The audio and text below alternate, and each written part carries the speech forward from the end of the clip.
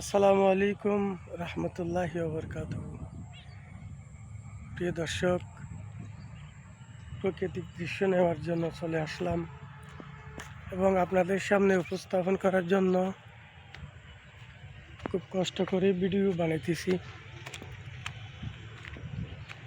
আপনারা like comment share করে ভিডিওগুলো কেমন হয়েছে জানাবেন। এটা হচ্ছে আমাদের কক্সবাজার সদর জিলংজার লিং রোডের অপোজিটে রেল লাইনের ধারে,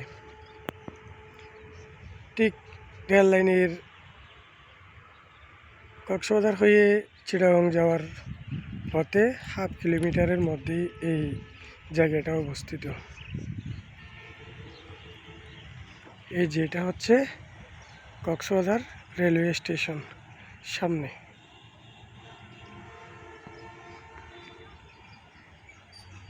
আমি আপনাদেরকে আরেকটু ক্লিয়ার করে দেখাচ্ছি জুম করে।